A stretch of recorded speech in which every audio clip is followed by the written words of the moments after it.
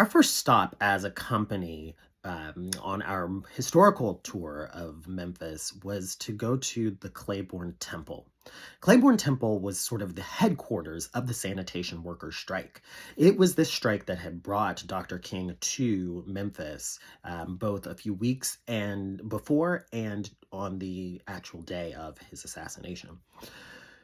Clayborn Temple was where so many of the strikers and their supporters gathered to strategize and then to create the now iconic I Am a Man signs and placards that they wore during the march from Clayborn Temple to downtown. They were striking for better wages, more safe conditions. The strike had been kicked off a few months earlier by the very tragic deaths of two sanitation workers who were killed in the back of a garbage truck. And it just heightened for Black Memphians how much oppression, how much inequity in wages and living conditions were affecting their everyday lives. And so they were taking a moment over those course of 2 months to really stand up to those inequitable conditions that existed in Memphis.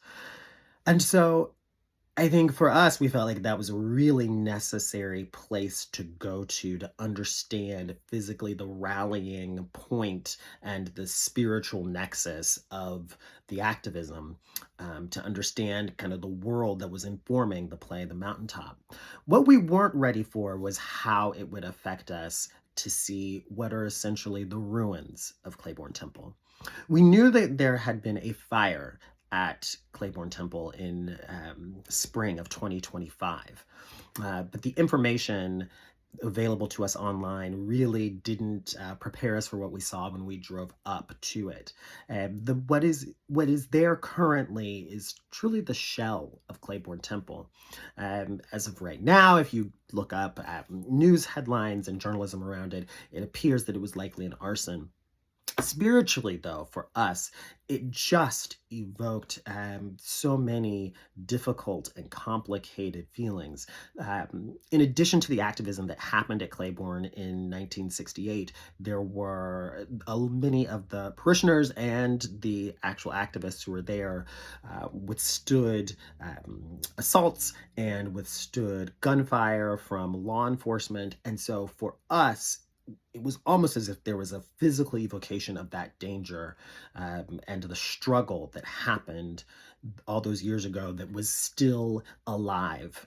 The I Am a Man Plaza that memorializes the events of 1968 is intact.